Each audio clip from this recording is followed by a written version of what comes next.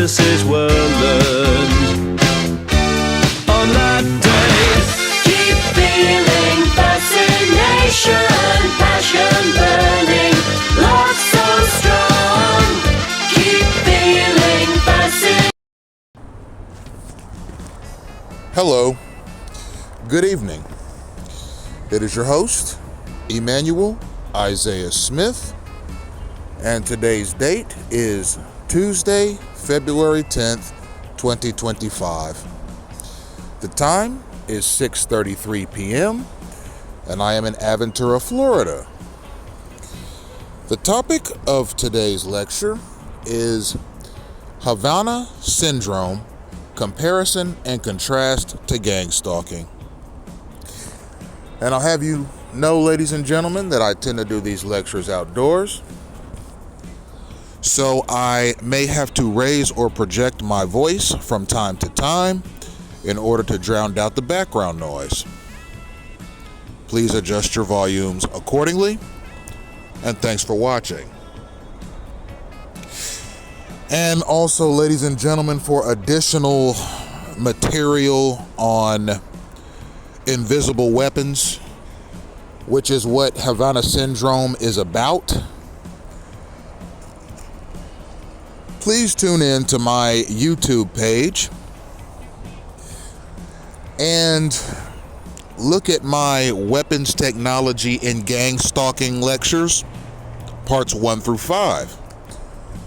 You'll find a plethora of weapons technologies and their uses and derivations in those lectures, ladies and gentlemen.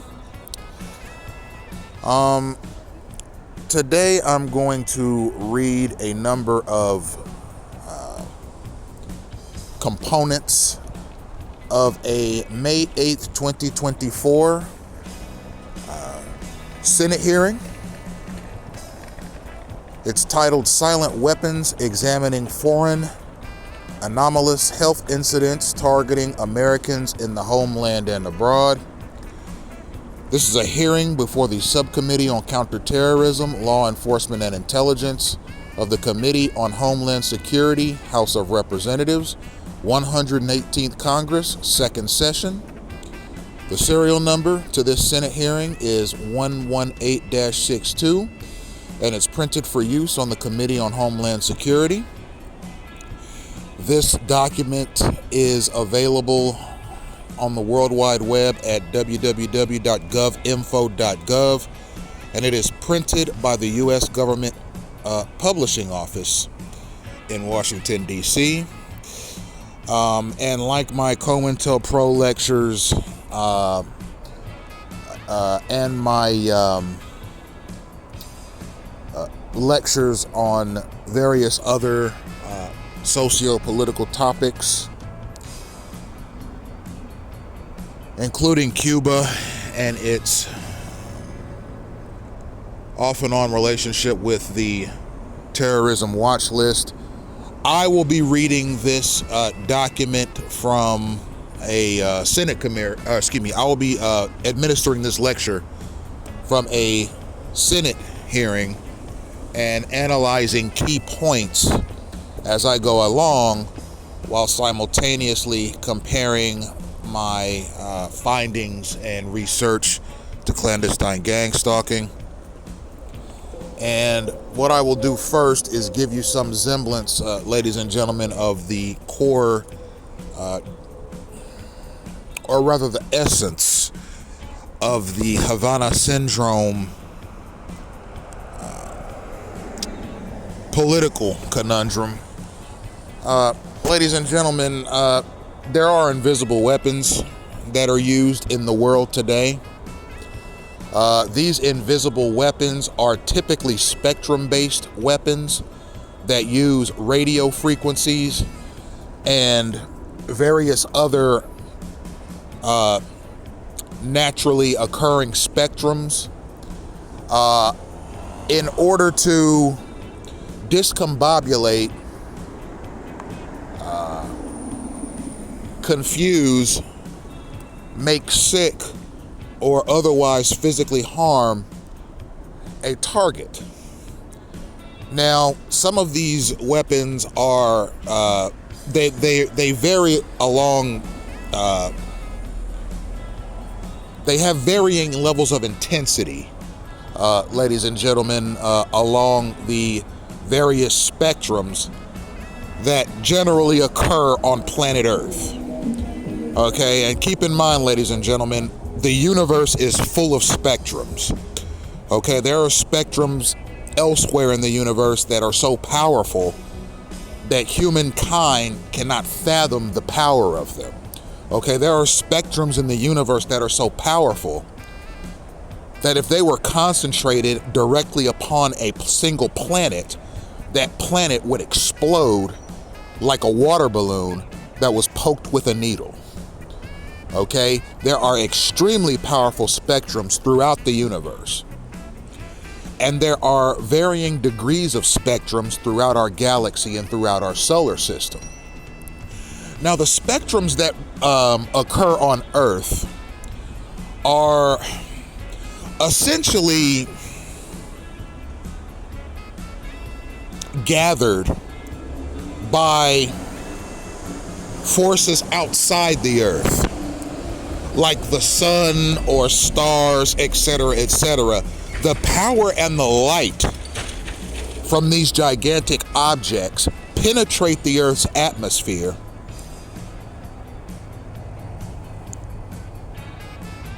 and penetrate the very ground that we stand on, okay?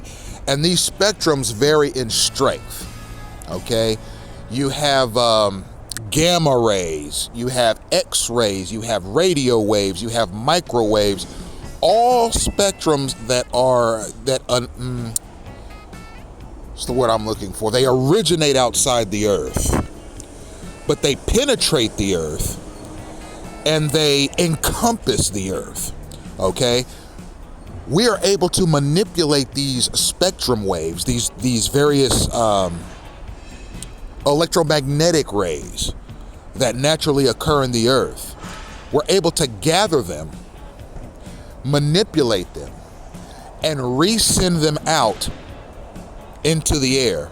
For example, with a radio tower.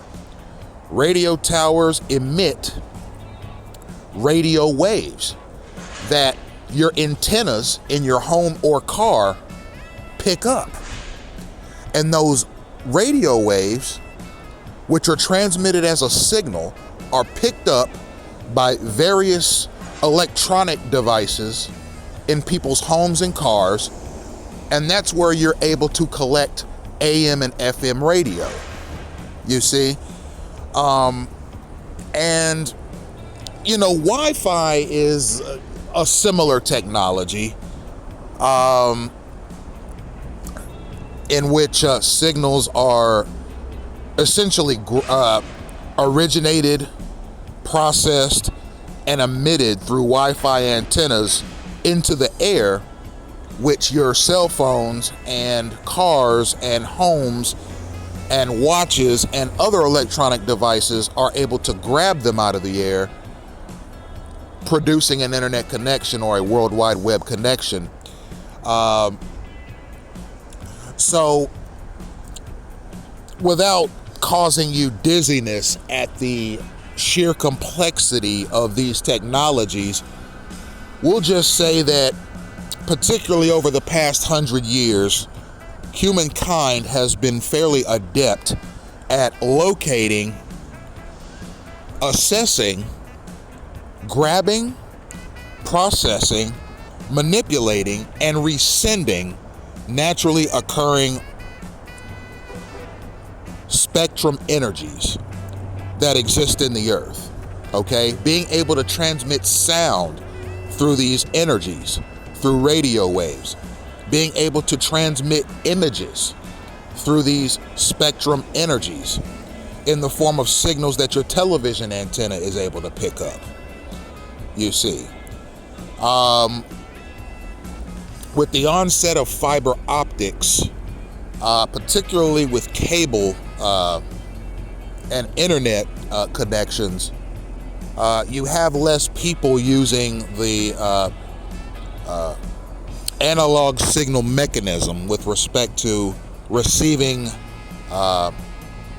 transmitted signals that have been sent through the air by, say, a television station or a radio station to your home or car. Because of fiber optics and satellite technology, we're now getting these signals, these energies, these spectrums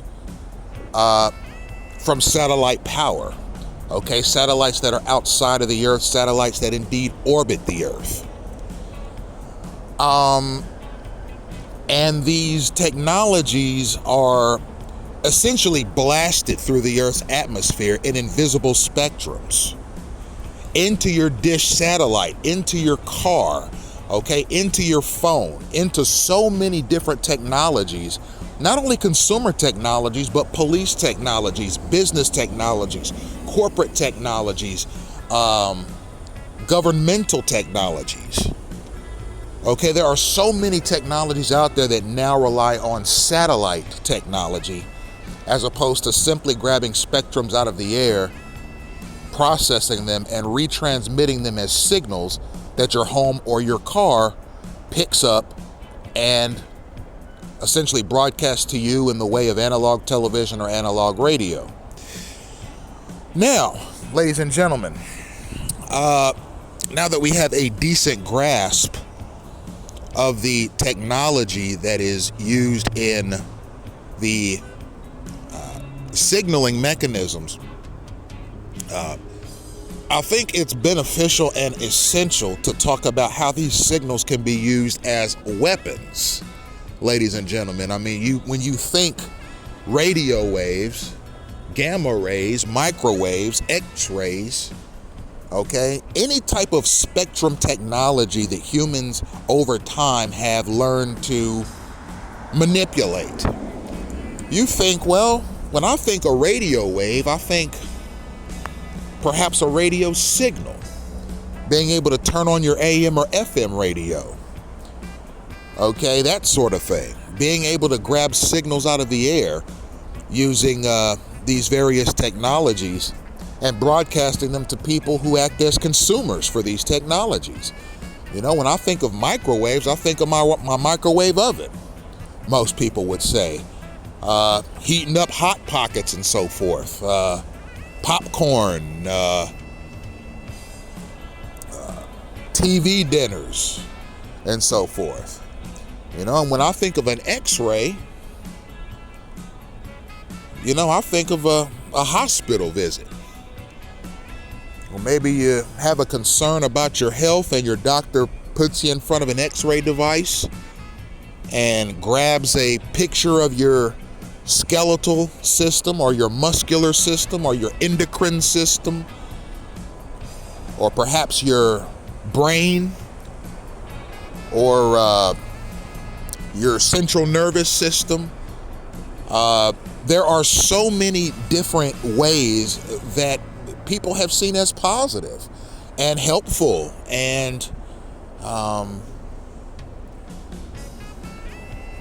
essential technologies that these various technologies have presented to the general public, and not just in the United States, but across the entire world, ladies and gentlemen. But these spectrums were found over time and through various experiments to have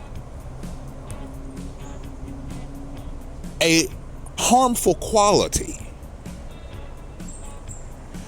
if directly imposed upon human flesh for an extended period of time. Now,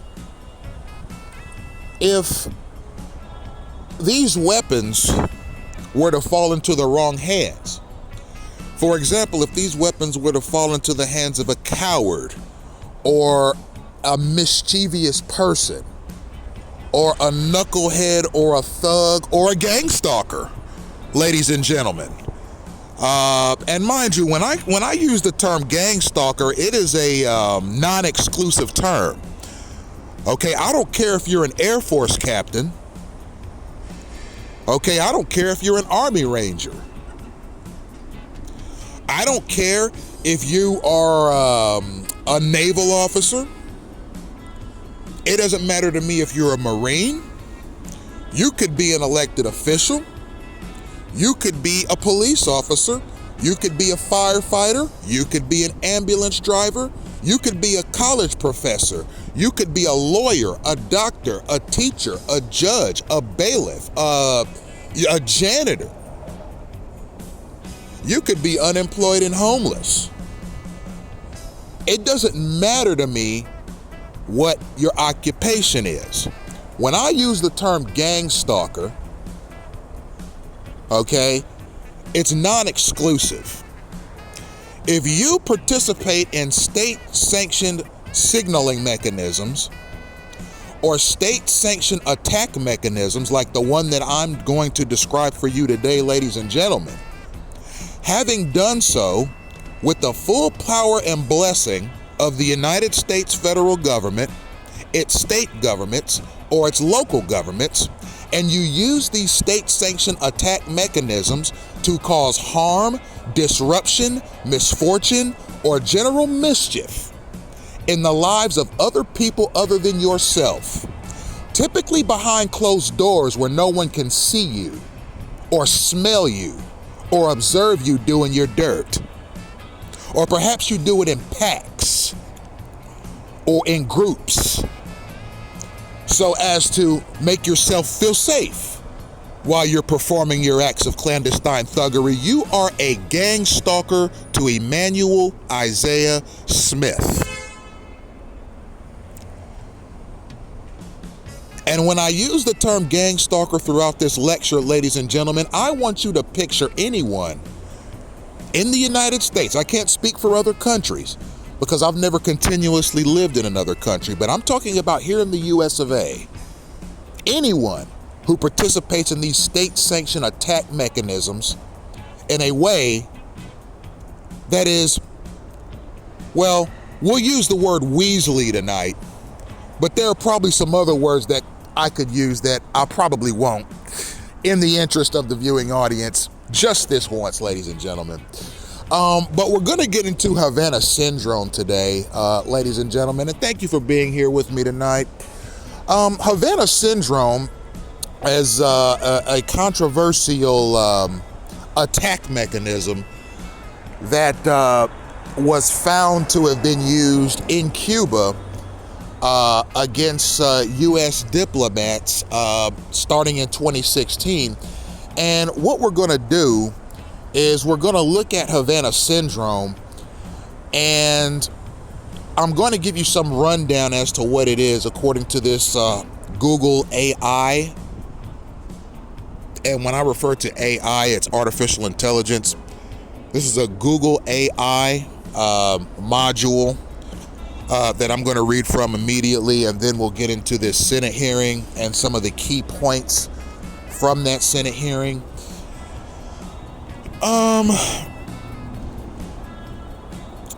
So it says here on this Google AI module that Havana syndrome is named after Havana, Cuba, because the first cases of this mysterious injury-like illness were reported in late 2016 by U.S. diplomats and intelligence officials stationed there.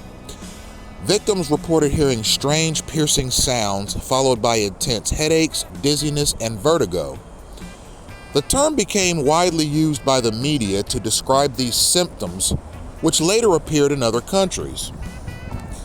And then there's a paragraph that reads key details regarding the name. Initial outbreak, meaning the first cluster of symptoms being identified among the embassy staff in Havana, Cuba, prompting the location-based name. The symptoms are reported cases involving symptoms consistent with brain trauma, including severe dizziness, fatigue, and memory loss. Expansion, while named after Havana, similar incidents were later reported in China, Russia, Austria, and the United States. In official terms, the U.S. federal government has also referred to these instances as anomalous health incidents, or AHIs. Although early theories suggest a sonic weapon or directed energy, it remains a subject of investigation, with some reports suggesting that it may have originated earlier in Germany or could be a result of social contagion, stress, or other factors. And ladies and gentlemen, if you are curious about what a sonic weapon is, a sonic weapon it's essentially an invisible weapon. It's basically a gamma ray or another invisible spectrum type of ray that has originated from a machine somewhere and is aimed at a person's body for a prolonged period of time and at a high intensity, with the objective of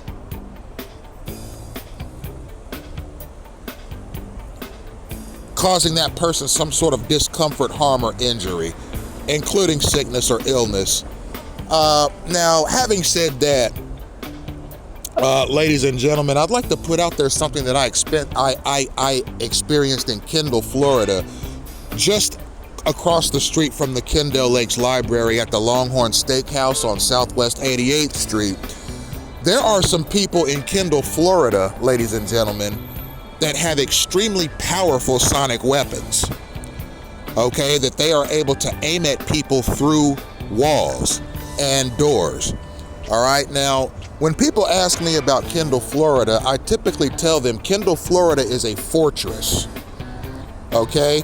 I don't know how much federal oversight or how much law enforcement oversight is present in Kendall, Florida, but typically and ultimately, it's a fortress. I mean, you got people down there building homemade explosive devices in their basements.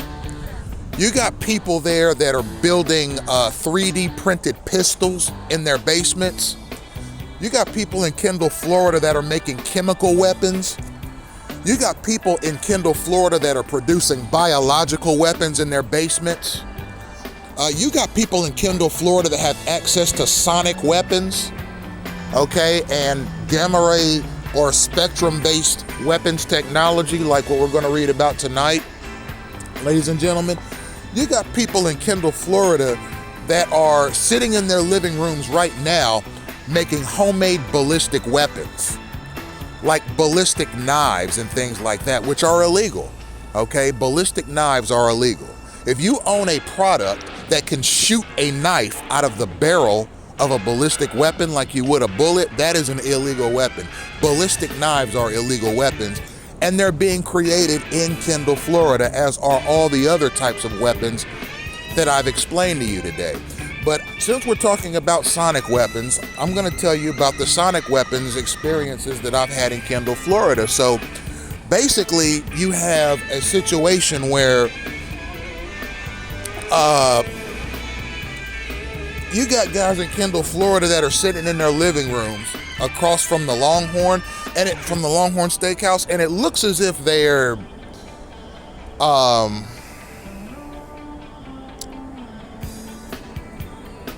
sitting in their living rooms or their bathrooms, and they have these sonic weapons and they're pointing them towards the Longhorn patio. So Longhorn Steakhouse has an inside eating area and an outside eating area. And this Longhorn Steakhouse's patio area is just across the street from a townhouse community. And then right next to it, pointing west, there's an apartment building where I suspect the sonic weapons were coming from, but again, I could be wrong. And then right next to this apartment building, there's the Kendall Lakes Library, whose I suspect one of their staff members of having some knowledge and use of these various weapons and technologies. That guy's probably here tonight listening. I mean, when I do these lectures, ladies and gentlemen, there are people from that library system that are tuning in through spying equipment that is being provided to them by the undercover operatives that patrol the inside and outside of the Miami-Dade Public Library system. But that's another topic for another day. We're going to stick to sonic weapons. These invisible weapons can be aimed and pointed at people through walls, through doors, through caverns, through tunnels, and from underneath the ground. So let's say, ladies and gentlemen, you are in a parking facility, okay, and you have maybe a 5-story parking garage, okay? Let's say you're sitting in your car on the 5th floor of this parking garage, and I'm sure all of you have seen these from time to time. These are parking garages where it's a giant structure that you drive into, and there are levels upon levels upon levels of cars that are parked in this parking garage from floor 1 all the way up to floor 5 typically. And you can drive up and around a ramp, and you can also go in, navigate the levels of the parking garage through stairs or elevators. So let's say you're on the 5th floor of a parking garage, ladies and gentlemen, and you're sitting in your car, and it doesn't have to be a small car. It doesn't have to be a Volkswagen Beetle or a Toyota Corolla or a Mini Cooper, okay? It can be a gigantic car with lots of steel on it. I mean, this could be a Toyota Tacoma or a Ford F-150 or a Hummer H1, okay? It could be a huge vehicle. You could be sitting in your vehicle at the top of this parking garage, and somebody with a sonic weapon or an invisible weapon or a spectrum-based weapon or a gamma ray weapon could be sitting on the bottom floor in a car, and they could aim that weapon up and fire it, and those invisible spectrums would go through floor 1, through floor 2, through floor 3, through floor 4, and through floor 5, and through the bottom of your car up into your foot. Do you understand? These spectrums are not only powerful, they're not only invisible, but they can penetrate through solid substances like walls, okay? And not just like glass walls, concrete walls, okay? These spectrums are capable of penetrating through 5 floors of concrete to get to the top of the parking garage where your car is, and then still have enough power to go through the bottom of your car and into your foot, causing you extreme discomfort. Okay? Imagine a world, ladies and gentlemen, where stuff like this was able to be purchased on the market. Okay, let's say you were able to buy gamma ray technology at your Toys R Us store, or at Best Buy, or at Walmart, or at Target, or at your local mall, or perhaps online. You could buy spectrum-based weapons. Imagine what this world would be like if you had a bunch of people, millions of people with means, taking out loans or using credit or debit cards or even cash to purchase spectrum-based weapons, and keeping these weapons on them as they would a pocket knife, a Swiss Army knife, pepper spray, or any weapon. You would have people using these weapons very mischievously, wouldn't you? I mean, could you imagine a bunch of teenagers or a bunch of gang stalkers or a bunch of felons with spectrum-based weapons, being able to point them at people from long distances and from inside of buildings out, or from outside of buildings in? Could you imagine being at a restaurant with your family, enjoying a Sunday dinner, and from across the street, from behind an alleyway outside of view, some mischievous prankster shoots a gamma ray in through the restaurant at you and your family while you're eating, and that gamma ray, which is invisible, penetrates the restaurant's front door and into the general restaurant and causes you and your family extreme pain and discomfort while you're eating and enjoying your Sunday dinner, and you look around and you have no idea where this pain is coming from, maybe you think it's you. Maybe you think, you know what, I need some Advil, I need some Bear, I'm having joint pain, I'm having bone pain, I'm having muscle pain, I'm having pain all over my body. Where is this pain coming from? It wasn't here this morning, it wasn't here this afternoon. It wasn't even present when I walked into this restaurant, but since I ordered my meal and sat down, now all of a sudden, my entire body is stinging for no good reason.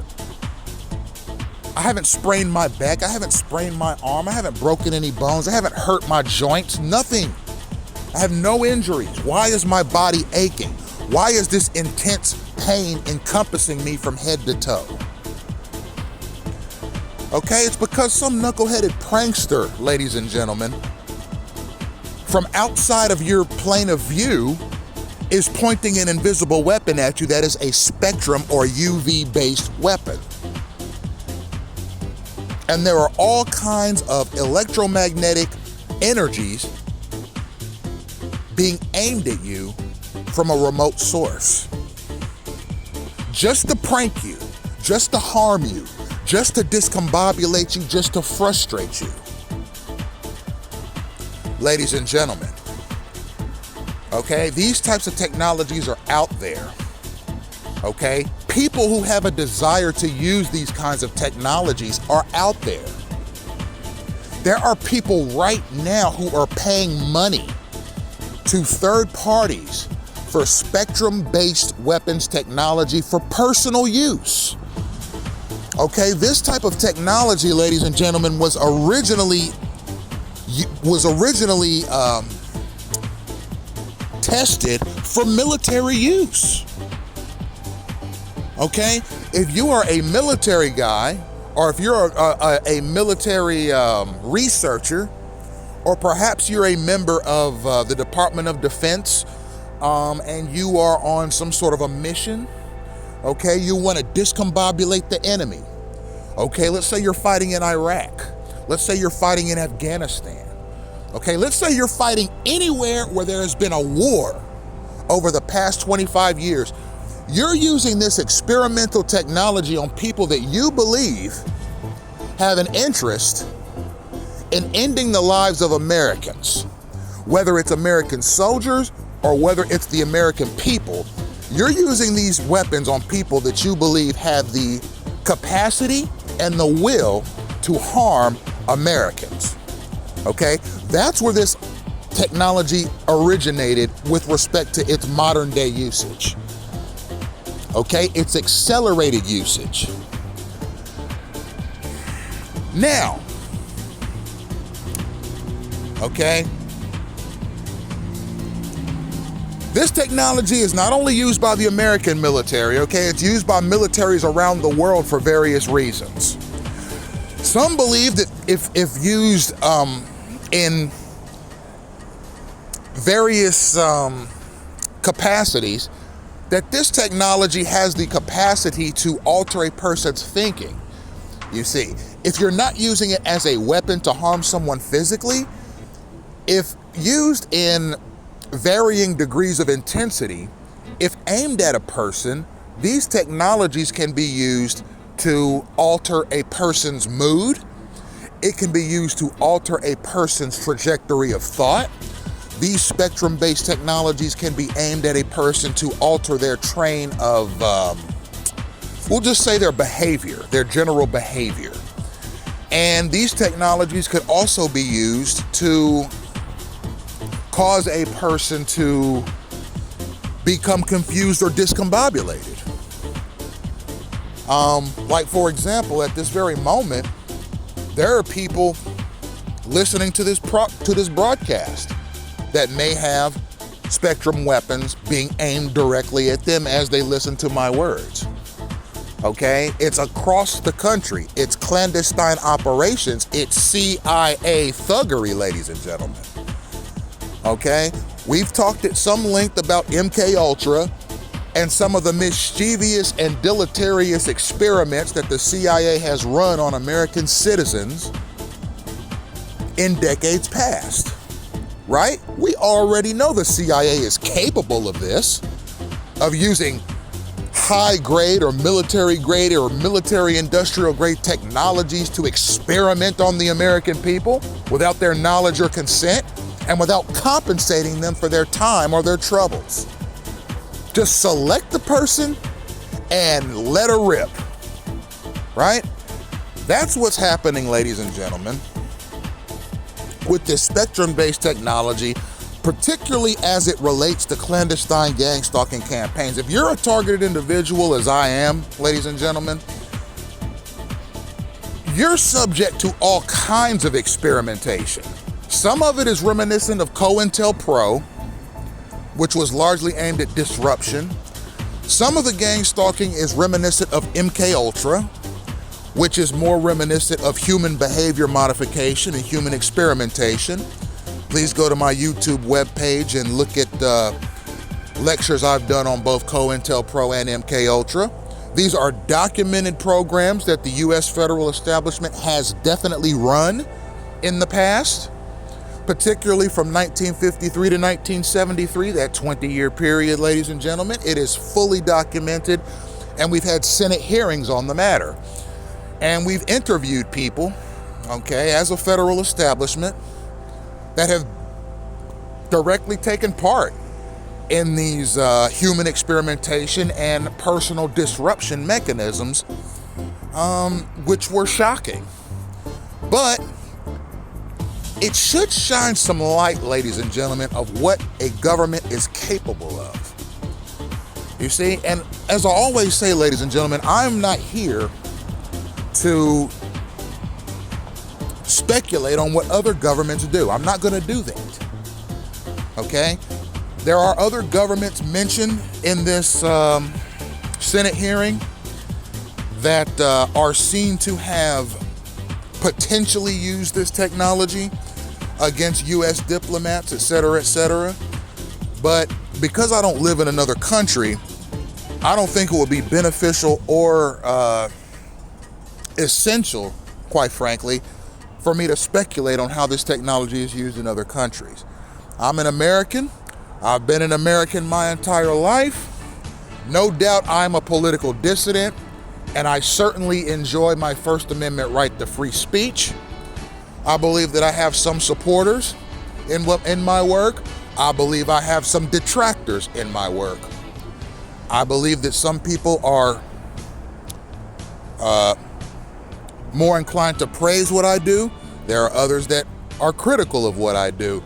But as it turns out, regardless of if everyone that looks at my work enjoys it or everyone that looks at my work does not, or even if it's 50-50 or 60-40 or 70-30 or 80-20, whatever the ratio is of supporters to detractors, quite frankly, it's an unintended consequence of stepping forward about government misbehavior on this large of a scale, okay?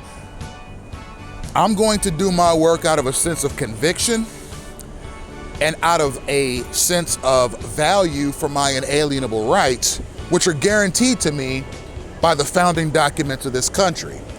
And quite frankly, the founding fathers of this country asserted that freedom of speech, in addition to the Second Amendment to the U.S. Constitution, are afforded to every citizen just in case those at the top, yes, ladies and gentlemen, those that control the reins of government, those at the driving end, decide to try to institute tyranny against you. Now, I'm outnumbered.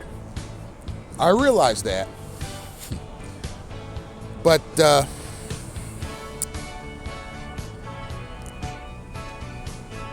it hasn't slowed me down yet, ladies and gentlemen.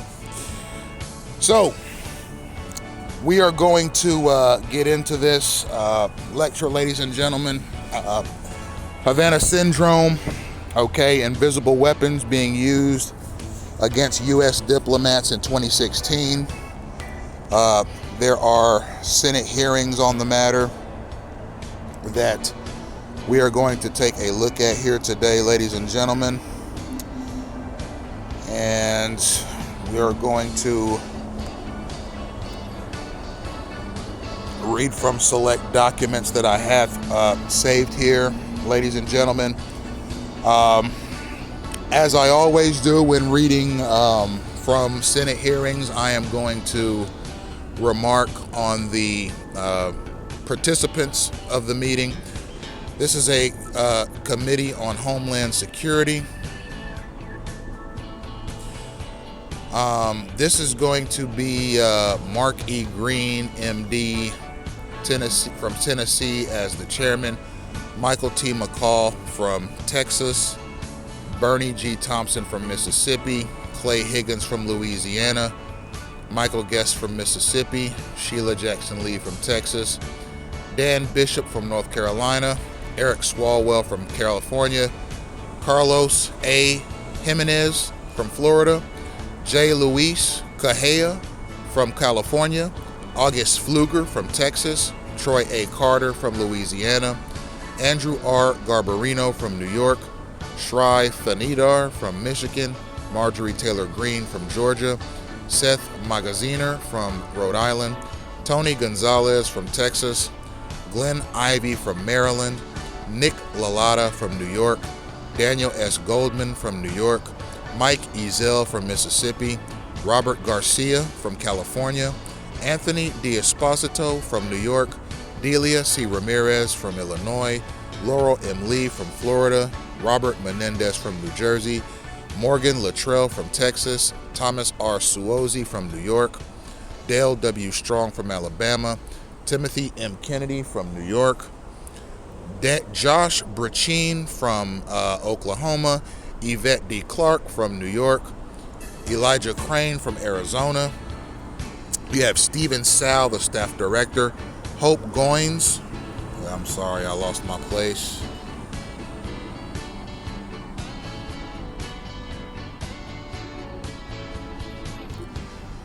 And I'm sorry, I said this was a sit-in meeting. This is a congressional meeting. We are going to continue. Okay, Hope Goins, Minority Staff Director, Sean Corcoran, Chief Clark, Subcommittee on Counterterrorism, Law Enforcement, and Intelligence. August Pflugler is the chairman, Dan Bishop from North Carolina, Seth Magaziner from Rhode Island, Tony Gonzalez from Texas.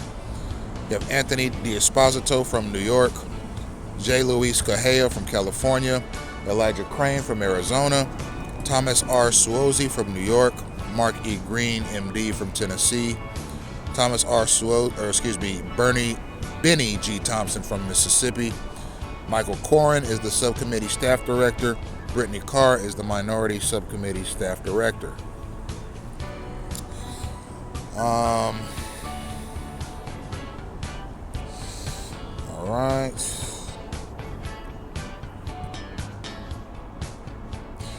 All right, so please excuse my initial error. I said this was a Senate committee hearing. This is a congressional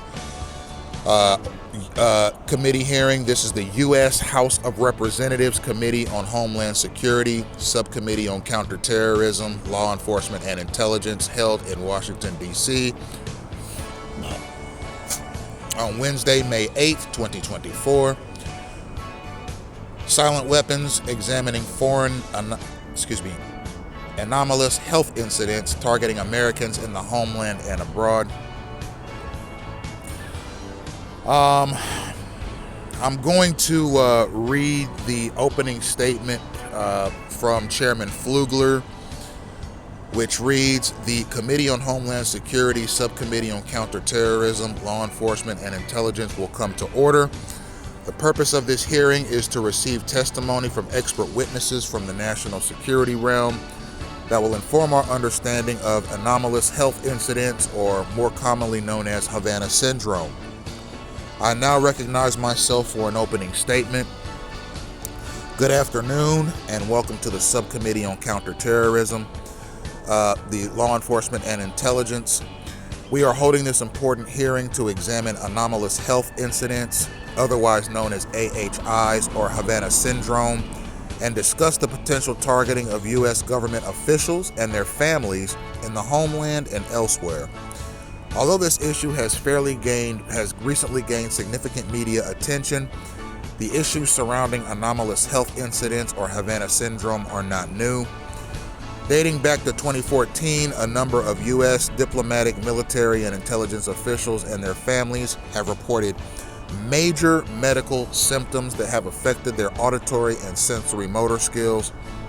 These issues became public in late 2016 after a group of Canadian diplomats and U.S. government employees and their families assigned to the U.S. Embassy in Havana, Cuba, began experiencing similar symptoms. After the reported incidents in Havana, government officials and their families began reporting similar symptoms in the People's Republic of China, Vietnam, Germany, Austria, Serbia, Australia, Taiwan, Colombia, as well as here in the United States. Multiple agencies within the intelligence community have conducted assessments.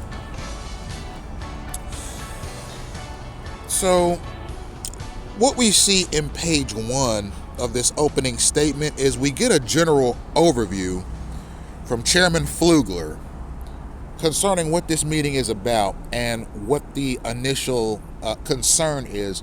That initial concern, and mind you, this is a congressional subcommittee on counterterrorism, ladies and gentlemen. Law enforcement and intelligence. Now, the Subcommittee on Counterterrorism, Law Enforcement, and Intelligence, they investigate a wide variety of things. It's not just domestic and foreign threats of terrorism that they investigate. Okay, they investigate crimes. They investigate economics. They investigate political narratives. They investigate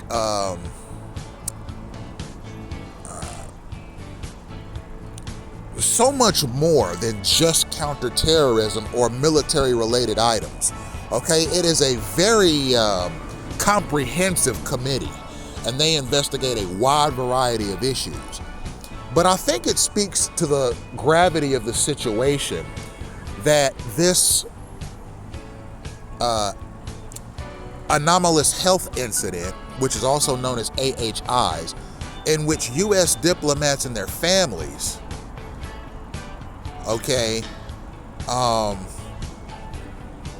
alongside Canadian diplomats, went to the U.S. Embassy in Havana, Cuba, ladies and gentlemen, and almost immediately started getting sick for no good reason.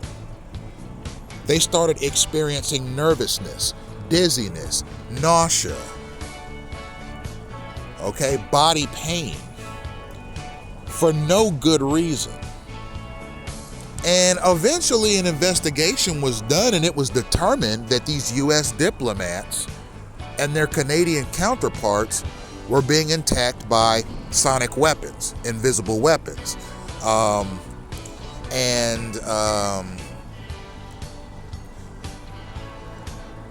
essentially spectrum-based weapons, ladies and gentlemen. And it makes you wonder why. Why are these diplomats, and mind you, ladies and gentlemen, a diplomat is someone who goes to a foreign country to strengthen good ties with that country. Okay, if you're a diplomat from China and you visit India, that means that China is sending someone to India to increase their friendship, to increase their alliance, to increase their ties, to increase their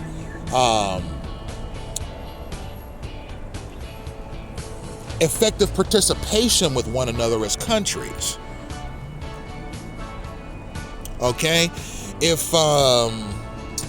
Switzerland sends a diplomat to England, it's to shake hands, to see how each one is doing, to strengthen bonds. Okay, if a diplomat from Iraq goes to Mongolia, the same reason. It is to strengthen ties, ladies and gentlemen.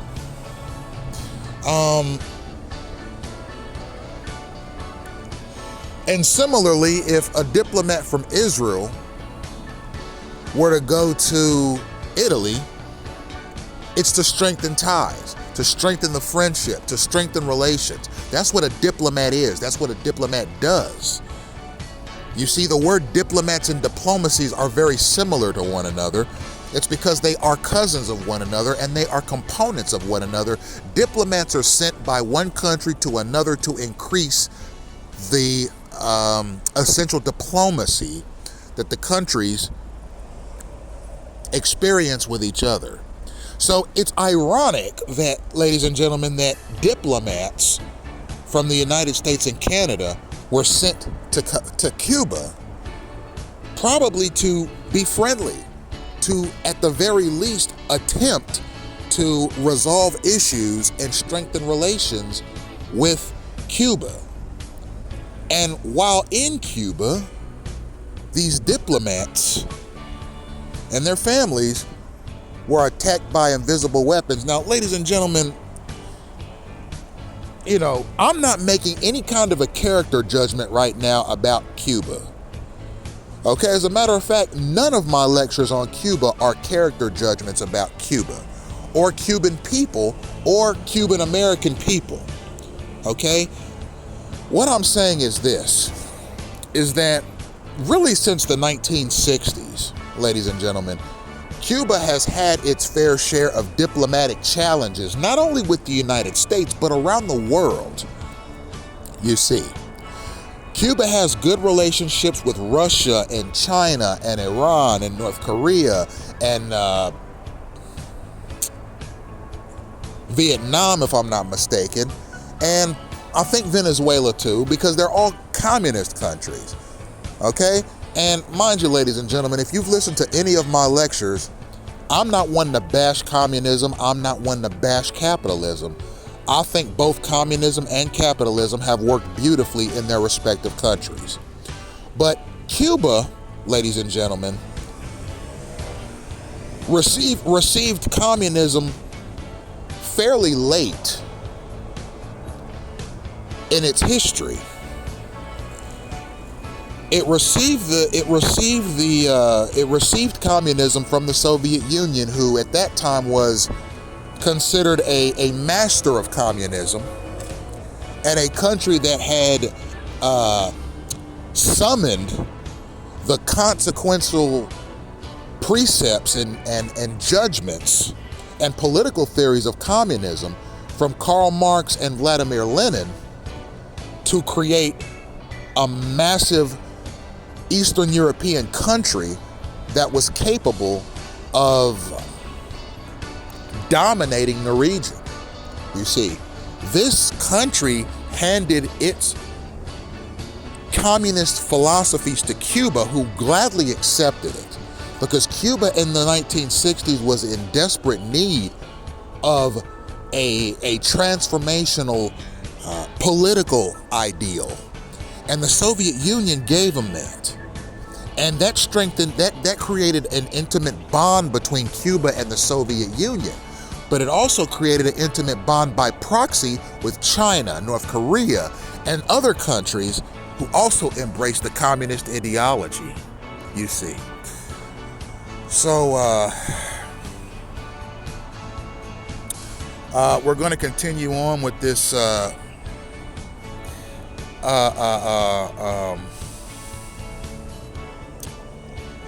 with this opening statement. Assessments in an attempt to identify the factors that cause AHIs, or who, if anyone, is responsible for these incidents. Unfortunately, none of these studies could conclusively identify the causes of these incidents. However, the State Department commissioned a study through the National Academies of Science, Engineering, and Medicine that found that, I quote, an unusual presentation of acute, directional, or location-specific early phase signs, symptoms, and observations reported by the Director of State employees to be consistent with the effects of directed pulsed radio frequency energy. Okay?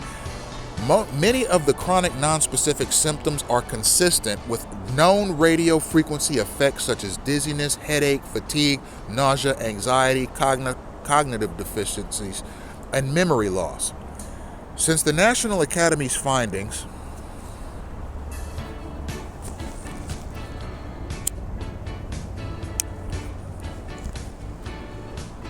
and maintains that the origins of these symptoms are still unknown and not likely to be derived from the actions of a foreign adversary.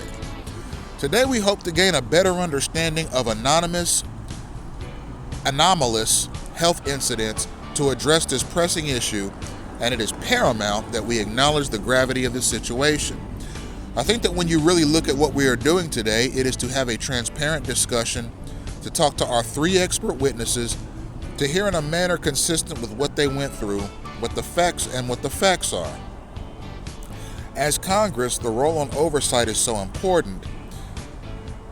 That is what we are doing today. So I am proud that this is a bipartisan effort, and I now recognize the ranking member, the gentleman from California, Mr. Cahaya, for his opening statement. So, we heard the opening statement from Chairman Flugler, and essentially he's just sort of diving into the symptoms, okay, which are caused by a constant exposure to radio frequencies. Okay, dizziness, headache, fatigue, nausea, anxiety, cognitive defects, and memory loss. And the reason that these radio frequencies, if they're aimed at a person or a group of people at high levels of intensity for long periods of time, can cause memory loss and brain defects is because, keep in mind, ladies and gentlemen, the human brain is not just a mass of flesh. Okay? The human brain actually generates electrical impulses. Okay? Every second of every day throughout the course of your trajectory through this world, ladies and gentlemen, your brain generates electrical impulses naturally. So does the human heart. That's why we're able to use EKGs on the brain and on the heart and see a person's brain activity and their pulse on a computer screen in an ambulance or a hospital. You see, that's how the computer screens are able to pick up, those computer monitors are able to pick up brain activity and heart activity. It's because both your brain and your heart generate electrical impulses that these EKGs pick up on and deliver to a computerized device for viewing. Now, radio frequencies interact with those electrical impulses in your brain. Radio frequencies interact very intimately with those electrical impulses that are in your brain. You see, that's why if you experiment and use varying degrees of intensity with these radio frequencies and these spectrums and these gamma rays, X-rays, etc., on a person over a period of time, you could see behavioral changes in the person because of these frequencies interacting with the electrical impulses in their brain and so forth. Similarly, these same weapons, these same technologies can be used on a person to remotely monitor their heart rate. You see, so I could use spectrum technology from 1,000 yards away and aim it at you and pick up your heart rate on a monitor from 1,000 yards away. You see, whether you're alive or deceased, I can pick that information up from 1,000 yards away using spectra or gamma ray technology. You see, because I can monitor your heart rate with spectrum and gamma ray technology, with radio pulse frequencies, electromagnetic frequencies. I can actually get a live reading of your heart rate right now, ladies and gentlemen, from 1,000 yards away. You never know I was doing it. I can see your heart rate and whether or not your heart is beating using these technologies. And that information is broadcast on a screen, just like your emails are depicted on a screen on your iPhone or your tablet, ladies and gentlemen. Okay, these technologies can be used for good or evil, ladies and gentlemen, just like all technologies can be used for good or evil.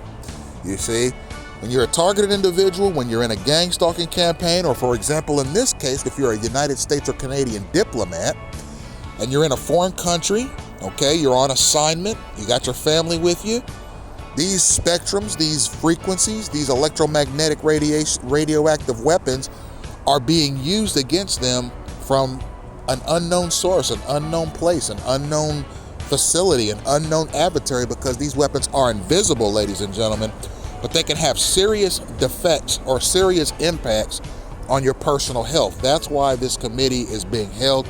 That's why Havana syndrome is such a fascinating topic, an interesting topic, and one that needs to be discovered, one that needs to be explored a little deeper, ladies and gentlemen.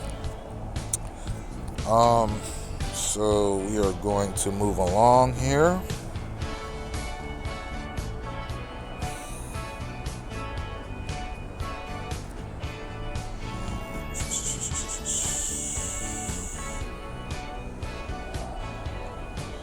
All right, we're going to get a statement from Lieutenant Colonel Ed Green.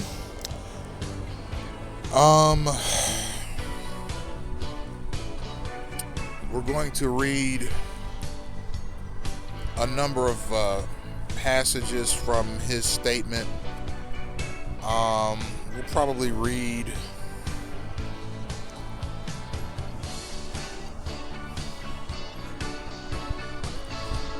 the first two paragraphs of Lieutenant Colonel Greg Ed Green from the United States Army. He's a retired U.S. Army colonel, and he is the CEO and founder of Advanced Echelon LLC, which is probably an aerospace and defense company, or a defense company in general, or perhaps a defense research company. These are the words of Lieutenant Colonel Ed Green. Good afternoon, Mr. Chairman, ranking members, congressmen. It is an honor to speak to you today and give voice to the unseen, the U.S. government, AHI survivors and their families. My name is Greg Ed Green. I stood up and led the DIA's task force, which was in charge of taking care of our survivors and determining the cause. For background, I am not an analyst. I am a retired Army and intelligence officer. The following are my personal opinions and do not represent the opinions of the government. Given the classification of this topic, many of my comments will have to be made at a future closed-door session. As a country, we have been here before. Most people think that this all started in Havana in 2016. The widely reported Havana syndrome. This led to the United States withdrawing most of its staff and ending rapprochement between Havana and Washington. But before Havana syndrome, there was the Moscow signal. Soviet intelligence bathed the U.S. embassy in Moscow with microwave transmissions. The health effects were similar to what we see today. There were many examples of syndromes and ailments from Americans injured in their line of duty that the government did not recognize for many years, which were eventually proven Agent Orange used in Vietnam, the Gulf War syndrome, burn pits during the forever wars of Iraq and Afghanistan. In all of these examples, America took too long to acknowledge these injuries, and our service members languished without care. Havana syndrome is no different. The gaslighting of AHI survivors continues to this day as history repeats itself. Through all this, I learned America's best men and women in national security are being targeted and neutralized in a global campaign. AHIs have been reported in the press in every continent except for Antarctica, with a large percentage of these attacks occurring in the homeland. In America, in this town, the impact has been that mission critical. Government officials working abroad and at home are being removed from their posts with TBIs. Don't take my word for it. Nikolai Patrushev, the Secretary of Russia's Security Council, wrote in September 23, and I quote, "In recent years, hundreds of employees of foreign intelligence services involved in organizing intelligence and subversive activities against our country have been neutralized. The American people are losing strategic warning and decision-making advantage in great power competition. America's eyes are being blinded, their voices muted, and their ears deafened. This is emboldening our other strategic rivals such as China, and could encourage North Korea and Iran to take similar actions with no repercussions. Now, ladies and gentlemen, these are statements from Lieutenant Colonel Ed Green, retired Army colonel. So what he's saying here is that it's basically a reiteration of the various conflicts that we've been presented with already concerning Havana syndrome. He's basically saying that U.S. military personnel are being targeted with this by other countries, and that these signal-based weapons could be used to target U.S. military personnel by other countries. Now, here's where I find this whole matter ironic, ladies and gentlemen. We're sitting here talking about the words of a lieutenant colonel, okay? This is a lifelong military staffer. In his judgment, these invisible gamma ray, spectrum-based, or electromagnetic weapons can be used as wartime weapons. That's the power that they are capable of generating against targets. Okay? And what he's saying is that there was probably in the 1960s or 70s, Soviet intelligence would bathe the U.S. embassy in similar invisible signals or invisible spectrums. Now, let's keep something in mind, ladies and gentlemen, okay? Because we need this. We need to put this man's words into context. We need to put these man's words into historical context as well. So keep something in mind.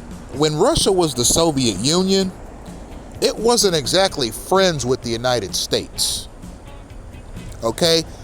I mean, just think of it. After World War II ended, almost immediately the suspicions between the Soviet Union and the United States started immediately escalating. Okay? And as a matter of fact, Adolf Hitler, who, while megalomaniacal and definitely an exterminationist xenophobe, was an astute politician. And he actually predicted, shortly before his death, that yes, Nazi Germany has a common enemy in the United States and Russia. Okay, both the United States and Russia were enemies of Nazi Germany in World War II. Okay, Hitler said, after this war ends, meaning World War II, all right, if Germany is defeated, he said they're allies now. They're both allied against Nazi Germany now.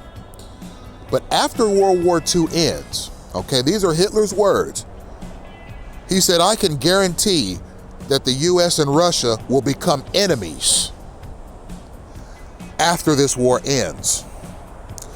Now, mind you, ladies and gentlemen, at the time, no one was counting Hitler as being much of a strategist in these days. I mean, after all, he tried to invade Soviet Russia on the Eastern Front in the middle of winter. A horrible strategic mistake. Okay, probably one of the worst military mistakes in history, right? So no one was really looking at Hitler for political advice right now, as his empire was fastly eroding. But he was right. The United States and Russia after World War II became enemies. And even to this day, 80 years later, 85 years later, Russia and the United States don't get along that well. Okay? When Russia invaded Ukraine, did the United States jump in on the side of Russia? No, it aided Ukraine. So even 85 years later, Adolf Hitler's words ring true.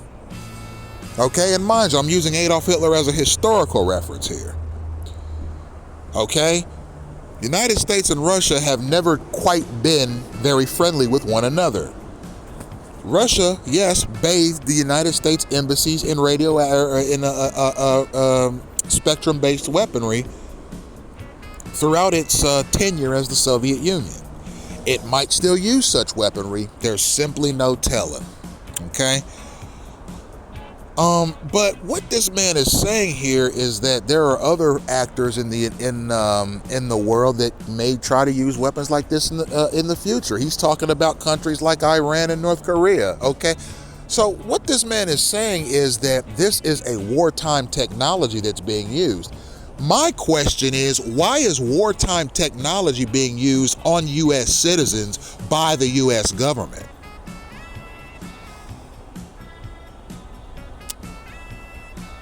Okay, why are electromagnetic spectrums, radio wave spectrums, gamma ray spectrums, microwave spectrums being used against U.S. citizens by the very government that it pays taxes to keep the homeland safe?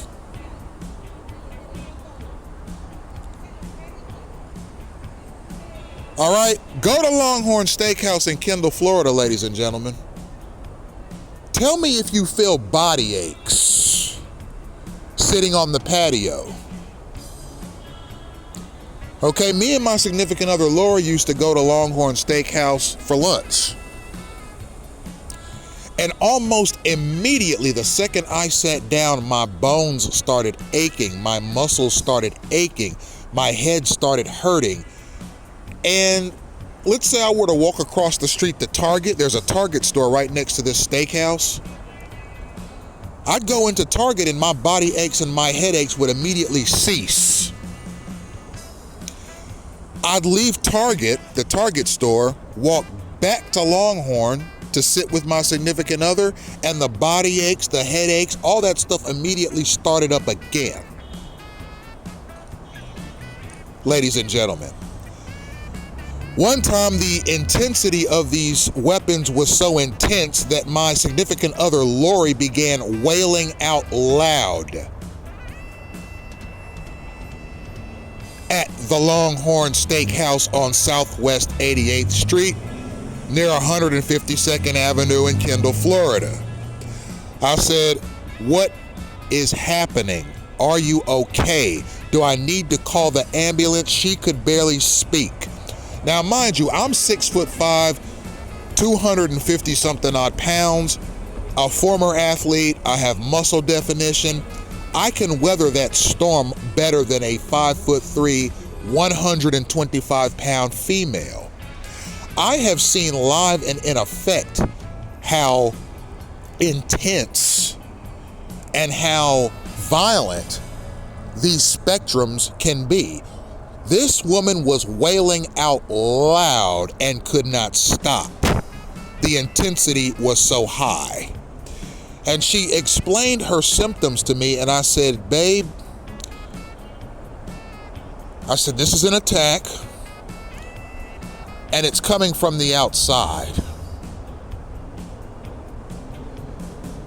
And in between breaths, she said, "Well, it makes me feel better. I thought I was developing a muscular condition of some kind." And yes, ladies and gentlemen, she only got that way at the Longhorn Steakhouse on Southwest 88th Street and 152nd Avenue. It's kind of funny and ironic. I'm actually trespassed from that restaurant as we speak, ladies and gentlemen. I was trespassed by an officer as I was preparing my MK Ultra lecture, actually. I don't know who called the police. It was probably a Miami-Dade Public Library undercover operative. They're presently attempting a smear campaign against me, ladies and gentlemen, essentially following me from town to town, using phony and false police reporting mechanisms to try and generate a distrust of me from the police, which is quite perplexing given the fact that I've done citizen patrol in Kendall, Florida for a good 10-month period, resulting in the arrest of a number of deleterious persons, some of them pedophiles, some of them wanted federally. It was kind of ironic that some of my last experiences in Kendall were experiences where undercover operatives were calling local authorities on me, making up false police reports and so forth about me, trying to get me trespassed from every facility in Kendall, so as to diminish my capacity and my ability to visit or enjoy the city of Kendall, Florida, without some thuggish knucklehead coming around and doing something disgusting to try and disrupt my my sovereignty or my my peace of mind in the city of Kendall. So, I'm presently working on getting these trespasses lifted. I'm essentially getting in touch with a number of law enforcers from the Miami-Dade Sheriff's Office to see if we can find out who made those calls, what they were alleging, and why I was trespassed. But mind you, ladies and gentlemen, this is an ongoing thing. This is something that I and my significant other experience with regularity, particularly at that Longhorn Steakhouse. If anybody is in the Miami, Florida area, and you want to know what it's like to get bathed in electronic weapons, go to the Longhorn Steakhouse on Southwest 88th Street and 152nd Avenue. There are pranksters and mischievous actors that use spectrum-based weapons against people at that restaurant. And you can go back and listen to my initial remarks concerning the various other illegal weapons production that goes on in the city of Kendall, Florida. I can guarantee that, ladies and gentlemen. I can guarantee it. So here's what we're going to do. We're going to continue on.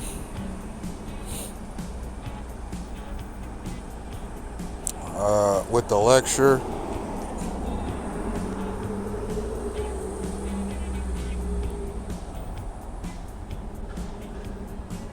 Okay, we're gonna keep it moving.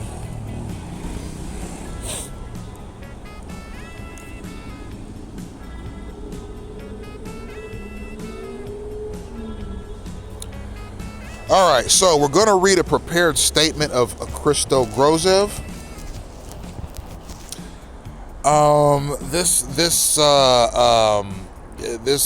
is a investigator of Russian clandestine intelligence operations.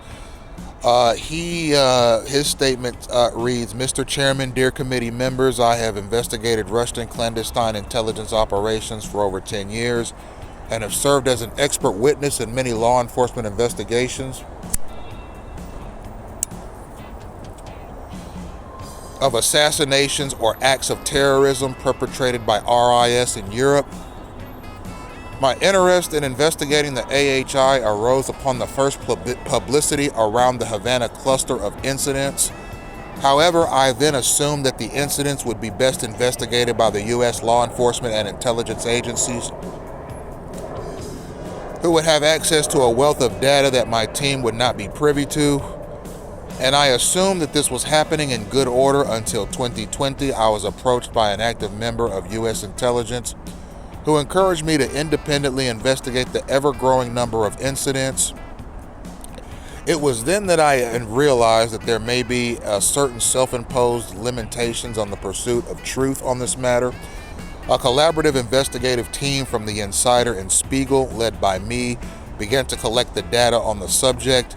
In early 2023, we joined forces with CBS 60 Minutes, who have been conducting their own investigation into the incidents. I would like to present a summary of our findings as of this moment, and our investigation is still ongoing. Based on extensive interviews with victims, victims' families, and medical professionals directly involved with the early diagnostics and treatment of reported cases, we have established there are at least 68 anomalous health incidents that cannot be explained away either with pre-existing conditions or with psychosomatic symptoms. We have geolocated and established the exact time with these incidents. They resulted in a time-space map that was later used to correlate between the known space-time travel map or time-space travel map of clusters of potential subjects. We have established that the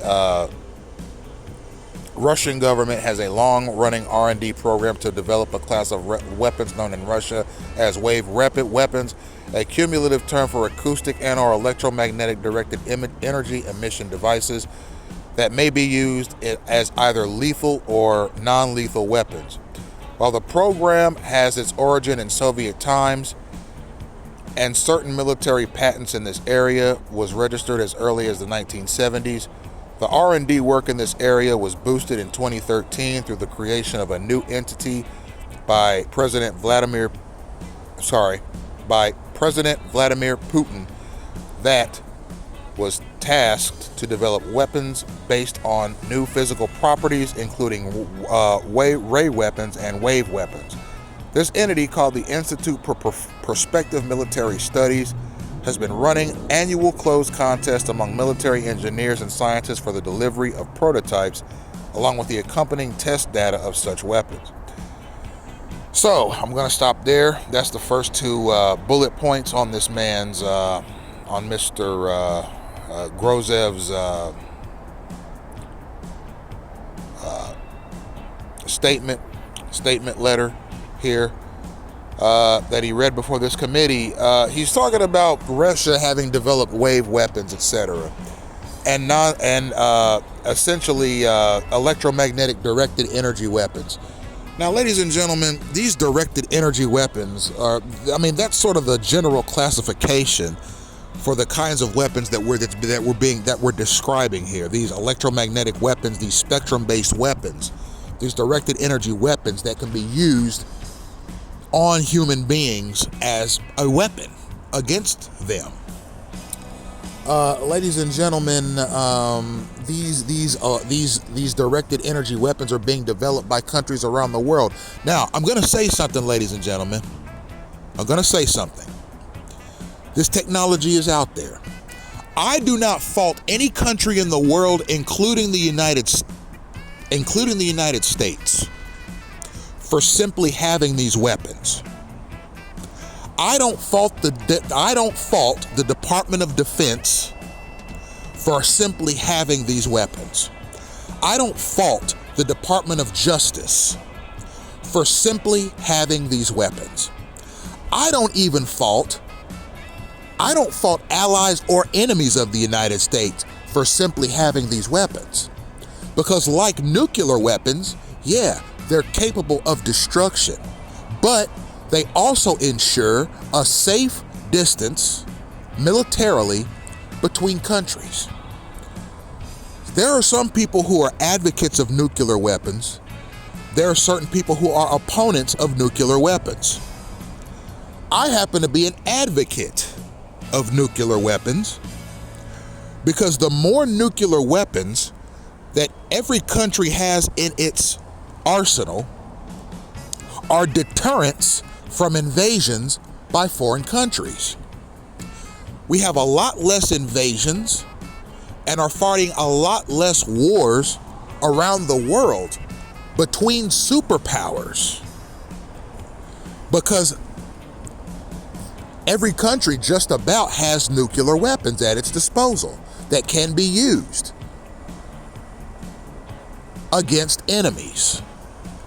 And because of the knowledge that every country has of its neighbor and other countries being in possession of nuclear weapons, that makes war less likely. Because the simple knowledge that another country has nuclear weapons is going to deter any country from needlessly starting a war with another country, because you want to avoid the possibility of a nuclear catastrophe. You see, they keep each other in check, okay? World superpowers in particular, they keep each other in check and at a safe distance, knowing, yeah, I have nuclear weapons just like you do. Mind you, they can be used at any given time by either of us, causing a catastrophe if used. You want to avoid a nuclear catastrophe. I want to avoid a nuclear catastrophe. So let's try and use diplomacy.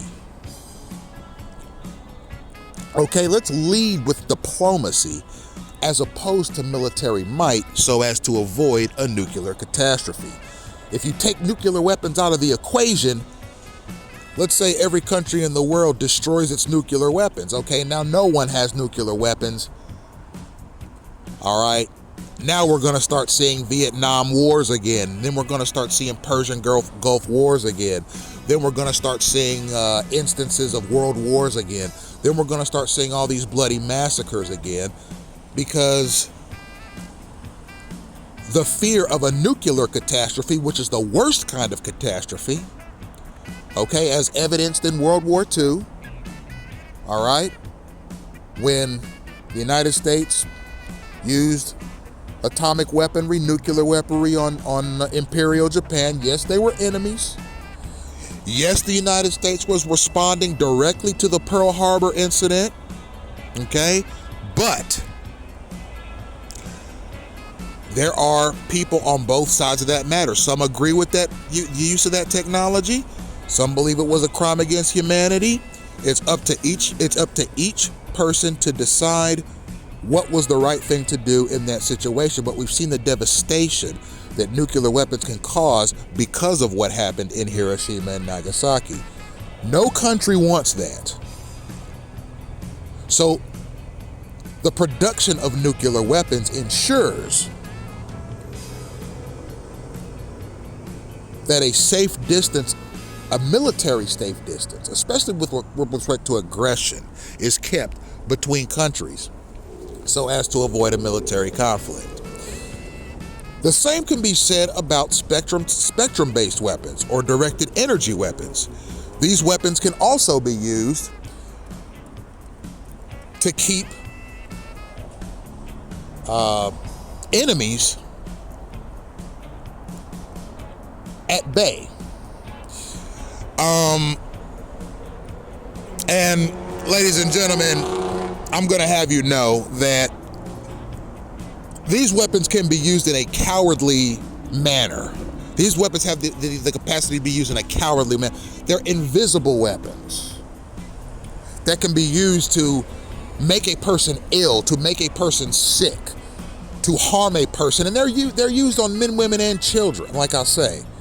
Okay, I've seen the effect that these invisible weapons, these directed energy weapons, can have on the body of a woman. It can have a horrible effect on the body of a woman. And yes, there are cowards out there. There are cowards in Miami-Dade County. Total, absolute dirtbag cowards that act in groups with government and semi-government actors to harm people from behind closed doors with these weapons. Men, women, and children, ladies and gentlemen. Yes. There are men out there that are gelatin enough in their personal disposition and character that they will sit behind a wall out of sight and use these directed energy weapons on a man, a woman, or a child, ladies and gentlemen, as was the case here with these diplomats, et cetera, et cetera. So mind you, ladies and gentlemen, I've made no bones about it. Day after day, I have gang stalkers, undercover operatives, and liaisons constantly getting in my way, constantly getting in my face, constantly pestering me, constantly making their presence seen. And I am constantly looking at them with disgust. Sometimes I tell them how disgusting they are to me, and I avoid them. But imagine a world where you cannot avoid your attacker. Imagine a world where your attacker can perpetrate a directed energy attack against you, your wife, and your child while you're asleep at night in your own home. If your next door neighbor wants to attack you with directed energy weapons, and your next door neighbor has directed energy weapons at his or her disposal, they can use these directed energy weapons to attack you in your own home. Because as I said, directed energy weapons have the capacity to penetrate walls. So your enemy or your neighbor could be in his living room or in his attic or in his bedroom, sitting down with a box of donuts, eating them, pointing a directed energy through his window, not even out the window, but through the window. The spectrum goes through the window, outside, through your window, into your bedroom, and attacks you, your wife, and your sleeping child. Okay? There are perverted pesterers that use directed energy weapons right here in the United States to invisibly attack unwitting U.S. citizens. I will call you a coward to your very face. And the very horse that you rode in on for using a directed energy against me, my significant other, or any significant other that I have, I will call you a coward directly to your stinking face. Do you understand? And I'm going to say something else to my stalkers, because I just feel compelled, ladies and gentlemen. Look at me. Look at me. And this is to all the stalkers that I have, all my orchestrated pesterers. Look at me. Does this look like the face of a man? Okay, look at my project. Look at me in person. A lot of you spy on me using clandestine cameras and so forth, and you broadcast images of me to third parties elsewhere. Okay, look at my face. Look at my project. Listen to my words. Okay, this is to all my gang stalkers. Does this look like the face of a man that is afraid of you? Does this look like the face of a man that's going to forego my First Amendment right to free speech to avoid talking about the thuggery that you perpetrate against me, my significant other, and other targeted people around the country on a daily basis? If what you do is an attempt to intimidate me, look at my project. Have you succeeded or have you failed?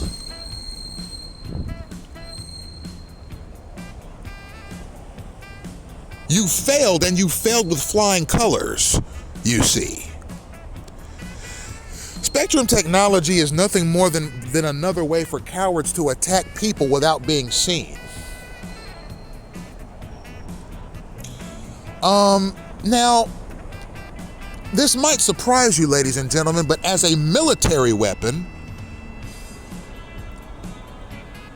which is supposedly designed to keep the homeland safe, I don't have any objection to America or any country simply having these weapons as a way of defending their people from an outside threat. What perplexes me is the idea of a country allowing these weapons to be used by clandestine or state-sanctioned actors against United States citizens. Look me in my face and tell me that that's constitutional. And I will look you back in yours and laugh at you out loud, condemning you with disgust at your assertion. Okay, ladies and gentlemen, we're going to move on to the next document.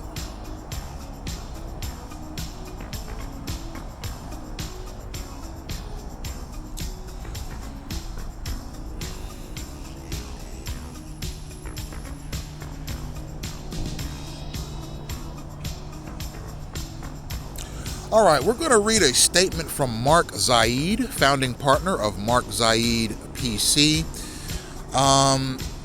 we're going to read one paragraph here. It says here that as a part of my first case, I provided an unclassified memorandum by the National Security Agency in October 2014, 2 years before Havana, that revealed the existence of intelligence information concerning a foreign adversary with a high-powered microwave system weapon that may have the ability to weaken, intimidate, or kill an enemy over time without leaving evidence.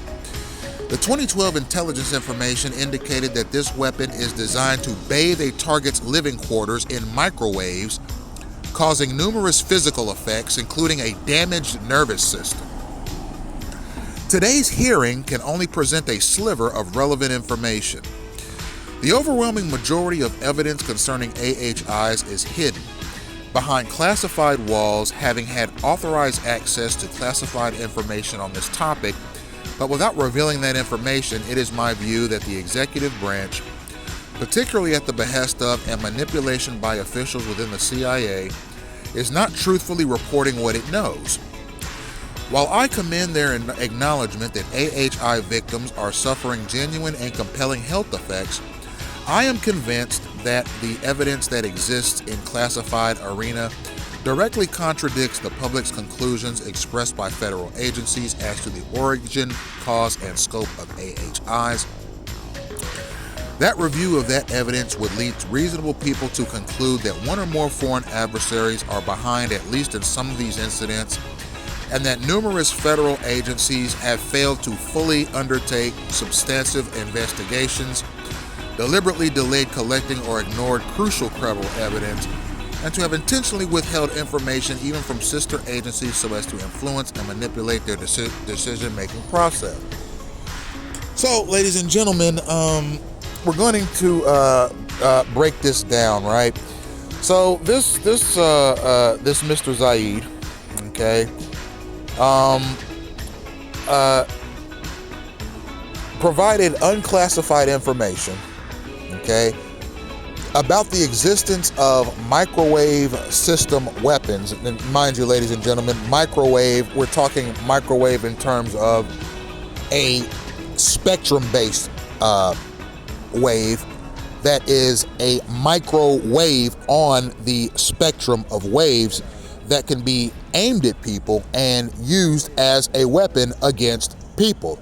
Now, no matter how disgusting you are as a adversary of another person, okay, the level of disgust, okay, that I have for persons that would not only participate in gang stalking itself, it's just simply cowardice, okay? It's basically just throngs of people being mobilized in packs using a shared signaling mechanism against targeted people as some sort of a social engineering protocol. Beyond that, okay, disgusting beyond that is the use of invisible weapons on these same US citizens simultaneously, okay? This Mr. Zaid is talking about microwave system weapons that are directed energy weapons that have the ability to weaken, intimidate, or kill an enemy over time. From the shadows, you don't see who's aiming the weapon at you. You don't see the weapon itself. All you feel are the effects of it throughout your body and in your brain. Can you imagine how spineless, gelatin, and cowardly as a human being you have to be to use such a weapon on a fellow American for no reason other than to test it out, despite the effect that that weapon has on that person, up to and including their death? You scurry off like a cockroach while your victim lays there dying. There will be no prosecutions because at this point there's no way to prosecute this. There's no one on death row, ladies and gentlemen,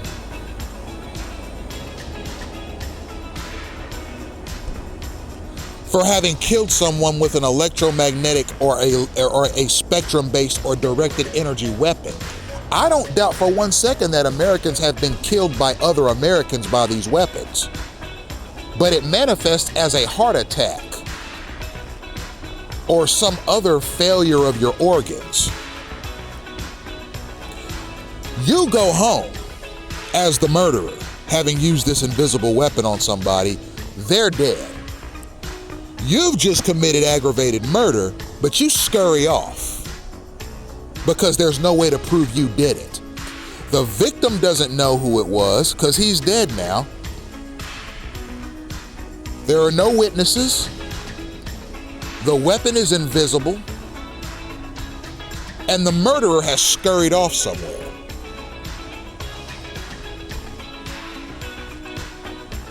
You understand? That's what this man is saying. You can use these invisible weapons, these spectrum-based weapons, these directed energy weapons to murder people. Now listen, ladies and gentlemen, eventually technology will be developed to where everyday American citizens can put on a pair of goggles or glasses that are able to determine or detect these electromagnetic or invisible weapons. Okay, I don't doubt for a second that there are already goggles you can wear. I don't doubt for a second that there are military industrial grade goggles you can put on to where you can actually see the spectrum weapons from where they're coming from, whether they're coming from 10 feet away or 1,000 yards away. I don't doubt for one second that there is technology out there that can assist people in seeing these spectrums if you put the glasses on. Then you can see who's attacking you if they're close enough, and you can see the general direction that the attack is coming from in case of extreme bodily injury or death. At that point, if you create a camera of some kind that can find these spectrums as they appear, okay, they're only invisible to the naked eye. There's obviously technology that can be discovered, that can be created, that can be used to observe these spectrums as they're approaching you and as they're making contact with your body. You see, there's obviously technology available. Imagine everyday Americans being able to observe these spectrums, and possibly with the use of a spectrum observant camera, being able to record the spectrums as they approach you, exposing the perpetrator. That way, if some spineless gelatin nutcase tries to kill somebody with one of these weapons, you'll have a better chance of at least finding the general direction that the spectrum has come from, possibly exposing the perpetrator if there are surveillance cameras in that general vicinity, you see. But this is very telling, and it's very disgusting that weapons like this can be used against United States citizens, by United States citizens, with the intent of causing grievous bodily injury to said citizens. What I'm going to do, ladies and gentlemen, is I'm going to read a little more, and then I'm going to close the lecture having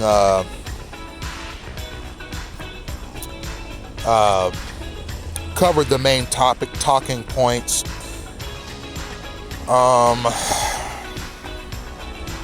We're going to read a prepared statement from Greg Edgreen.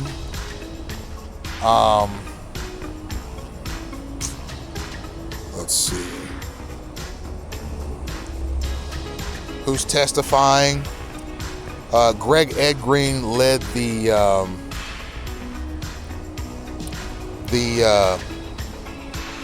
DIA.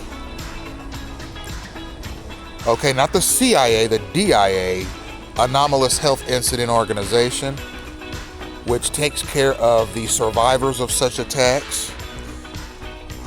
He's talking about, we're going to read the part where he talks about traumatic brain injuries.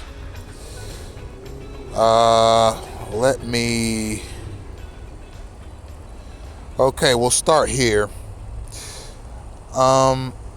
Between 1962 and 1971, The U.S. military sprayed millions of gallons of technical herbicides or Agent Orange over Vietnam. The U.S. government also denied Agent Orange was causing various types of cancers, diseases, and heart problems until Congress took action in the 1980s and allocated money for care and compensation, with the VA accusing combat veterans of fabricating ailments. The Gulf War syndrome was finally proven last year in 2023 after hundreds of thousands of combat veterans reported symptoms related to their exposure to sarin gas. Again, the USG claimed that veterans' symptoms were psychosomatic. Burn pits during the forever wars of Iraq and Afghanistan led to the deaths of thousands of service members. I've covered some of that in my opening. These same wars also taught us about traumatic brain injuries from improvised explosive devices, and that some wounds have no entry or exit wounds. So we created the National Intrepid Center of Excellence, NICO, at Walter Reed and started awarding Purple Hearts to these attacks. We continue to forget those wounded while serving their countries. America has a long history of not taking care of those who were wounded when fighting for their country, and Havana syndrome is no different, except this time a large percentage of the survivors are not able to come forward and speak to the press or Congress because of their security clearances and bureaucratic regulations. They were kept in the shadows by faulty IC assessments and NIH studies, where wordsmithing and bureaucratic analytical processes made the case. There was nothing to see. So essentially what you had was, he's describing that these types of incidents are not unique to the Havana syndromes. He's basically saying that during the Vietnam War between 1962 and 71, there were tactical herbicides over Vietnam that were used as a chemical weapon against the Viet Cong. A lot of these chemical weapons caused Vietnam War veterans on the side of the U.S. Horrible health defects, including cancers, diseases, and heart problems. At first, the Veterans Administration was accusing the soldiers of either faking their injuries or their injuries being the cause of psychological disorders. Okay, does that sound familiar to you, ladies and gentlemen? Isn't that what they're doing to targeted individuals today? Saying that we're faking our testimonies, saying that the coming forward of the targeted harassment that we experience on a daily basis is simply a matter of having psychotic brains or suffering from psychosis or schizophrenia.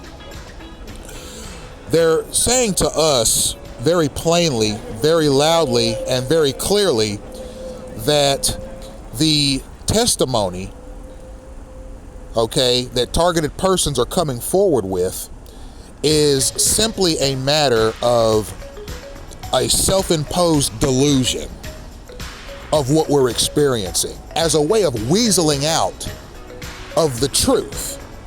Just like the Veterans Administration tried to weasel out of the truth of Agent Orange, which was a chemical weapon that the U.S. military used in Vietnam, was causing cancers and horrible illnesses among the soldiers. These soldiers were not lying about their cancer. They weren't lying about their illnesses. They weren't lying about their diseases. They weren't lying about any of it. It was really happening to them, and their own government was the problem. It was sprinkling a tactical chemical weapon called Agent Orange throughout the battlefields of Vietnam, which caused horrible and catastrophic illnesses and diseases among the U.S. soldiers themselves. The VA tried to deny that the herbicide was the cause of the illnesses. They tried to put it on the soldiers and say that they were experiencing psychosomatic symptoms and that they weren't being honest with the American people. But ultimately, after hundreds of thousands of these soldiers came forward and said they're suffering similar symptoms, now we can admit it 70 years after the war happened, yeah, okay, we'll give it to you now. We'll give it to you now. Now that all of yous are in your 70s and 80s, okay, we'll admit it. Yeah, Agent Orange caused your illnesses. We weren't going to give you guys that in your 30s and 40s, though. We didn't want a bunch of young, healthy soldiers getting mad at the U.S. federal government for their illnesses. Right? We don't want none of you big, strong soldiers getting mad at us about that. But now that you're old men, you're in your 80s and 90s, 70s, 80s, and 90s now. Okay, yeah, all right. Yeah, you're old men. You ain't going to do nothing to us now. You're not going to punish us now. You can get as mad as you want at us now in your 70s and 80s about the herbicide we made you ingest when you were on the battlefield in Vietnam. Now you can get mad at us. We're not scared of you now. Ain't none of you about to pick up no M16 and come shooting at us for spraying you with herbicide. All right, you're also old. A lot of you can't even get down in front of your driveway to collect your mail without slipping and falling. So yeah, now, yeah, we did it. Yeah, we did it. Yeah, we sprayed you with herbicide, but it was tactical. Okay? What we're doing now, ladies and gentlemen, is we're asking these senior citizens who fought in Vietnam, we're like, okay, we're taking care of you. We admitted there were some wrongs done. There were some wrongs being committed.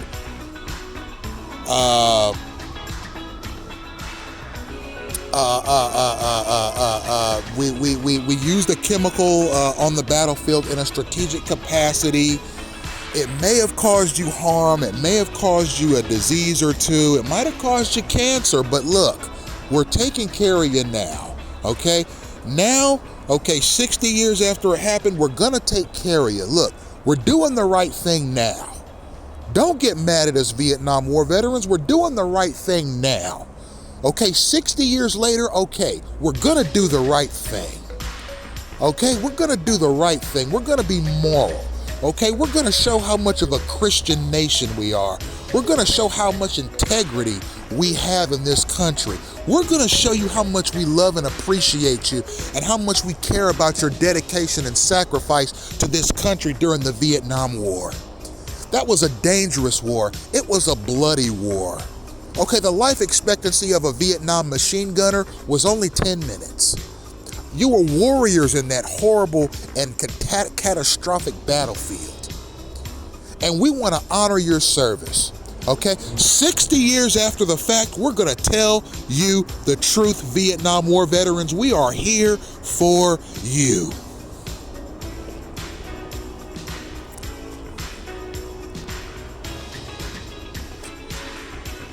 Okay, 60 years later, we are going to do the right thing. We're taking care of you, aren't we?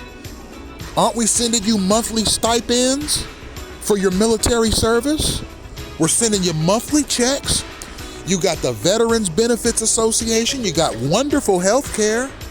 We take good care of you.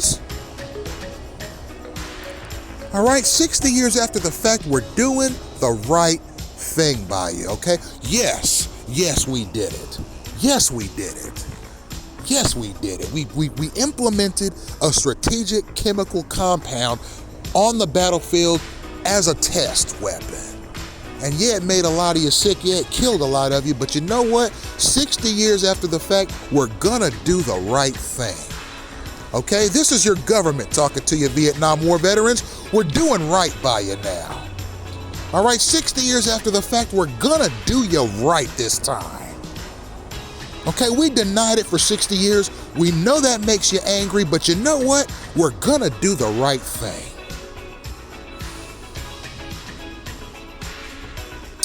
Ladies and gentlemen, and you know, they're gonna do something similar with Gangstalking. I mean, there's a pattern to this, ladies and gentlemen.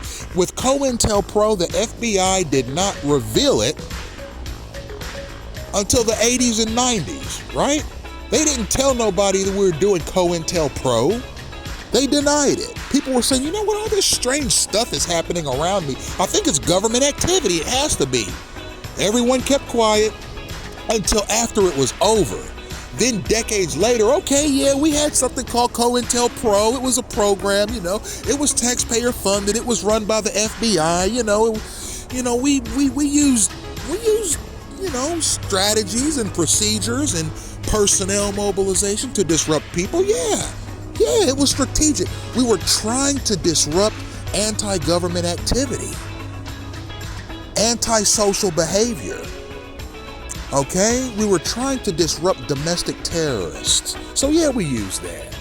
It was the same with MK Ultra. From the 1950s through the 70s, that 20-year period, interesting. There is a lot of weird stuff happening in this country. People hallucinating for no reason. We have doctors jumping out of windows for no reason. We got people under hypnosis randomly attacking people. What is that? What is that? Right? We got people running around acting like zoo animals for no apparent reason, claiming that they're under the influence of mysterious drugs. What's going on here, right? That was the attitude. And there were a lot of denials being made that there was any government activity involved. Then the 1980s rolled around, the 1990s rolled around. Now we're hearing about something called MK Ultra. Oh, so there was government activity. Oh, there was human experimentation. Oh, there was this, there was that. That's what we thought back then, but we couldn't get a confession because the experiment was not over. Now we got gangstalking. We're seeing something similar, haven't we? We're seeing a pattern here, aren't we? While Agent Orange was a hot topic, no sirree Bob, we know nothing about it. Then, decades later, okay, we admit it. With COINTELPRO, we know nothing about it. Decades later, now they admit it. With MK Ultra, we know nothing about it. Decades later, now we admit it. With gangstalking, we know nothing about it. Decades later, now we admit it. Do you see? There is a pattern here, ladies and gentlemen. There is a trajectory of government misuse of taxpayer money and resources to performing dangerous experiments on unwitting United States citizens in the name of national security. Okay? Our country is lying to us while these experiments are being conducted because it's still gathering data. Once the experiments are completed and all the damage has been done, they might wait till all the targeted individuals are too old to care or too old to ask questions or so old that every day they wake up, they're just happy to be alive another day. They may wait until the year 2085 to come forward about this program so that it doesn't diminish the citizens' patriotism in the country. But while the program is happening, they're not going to admit it. They ain't going to say nothing about it. You see? But okay, the U.S. federal establishment is one day going to learn, probably through administrative means and congressional testimony and news stories and testimony of dissident voices like myself. You can't use taxpayer money, secret government programs, disruption techniques, and human experimentation to manipulate the lives of people who have gone into a social contract with their government. That social contract being, we pay taxes, you provide services. The end. Okay? Ultimately, ladies and gentlemen, the U.S. federal establishment is going to realize that programs like Agent Orange, COINTELPRO, MK Ultra, gangstalking are no good for national security, and they're no good for the image and reputation of the United States. Be honest with the American people. If you want to run test experiments, if you want to beef up national security, if you want to increase the scope of law enforcement's capabilities, give us the details. I know that certain clandestine operations are implemented in extremely dangerous situations. But what is so dangerous about Emmanuel Isaiah Smith and his significant other that you need to use invisible weapons on us at restaurants? All right, I'm talking directly to you stalkers. I'm talking directly to the U.S. federal establishment. Okay? You conduct secret experiments on American citizens that you consider to be expendable. In spite of being a constitutional republic, in spite of being a democracy, in spite of the Bill of Rights, in spite of the state constitution of Florida, you use invisible weapons on me. Okay? In an attempt to make me weak so that I can't defend myself against my stalkers. Okay? If I'm a human experiment, the time is now for you to come out of the shadows, you operatives, the ones that are orchestrating this thing, come out of the shadows, look at the American people, get in front of a camera and say, yes, we conduct experiments on people. Some call it gangstalking. Here's how it works. Here's why we do it. Here's what we hope to expect its benefits to be for American society. Rather than that, it looks like you guys are just trying to destroy people for fun, because it makes you feel like some tough guy to orchestrate yourselves in mobs and attack U.S. citizens. Okay? The time will eventually come when the United States and governments around the world really will come to a realization that covert experiments on people ain't the way to go, because when they're discovered, and they always are, it's gonna make the country look bad. I mean, am I wrong or am I right? I mean, did not some of the stuff that was happening in COINTELPRO and MK Ultra make the United States look bad? Aren't these kind of covert clandestine operations, when they're exposed, don't they have sort of a deleterious effect on people's confidence in the United States? I don't want to see that happen. But if we are using spectrum-based weapons, why are you using them on human beings that are trying to live their life? Okay, you're not using them on enemies. Okay, you're not using them on domestic terrorists. You're not using them on violent felons that are wandering the streets. You're not using these weapons on people who are plotting assaults or rapes or murders. Okay, you're not using these spectrum-based weapons on people who have proven to be dangerous. Okay, you're not using these weapons on domestic terrorists or foreign terrorist actors in the United States. You're using these weapons on people trying to earn college degrees.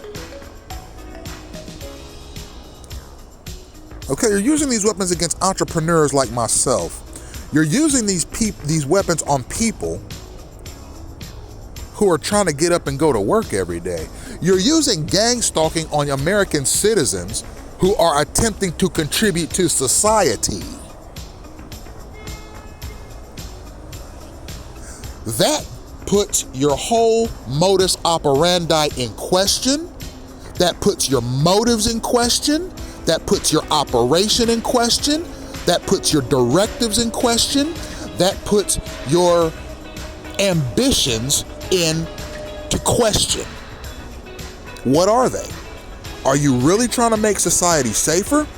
Or are you trying to play God at the expense of American citizens that you have a personal gripe with or that you simply do not like?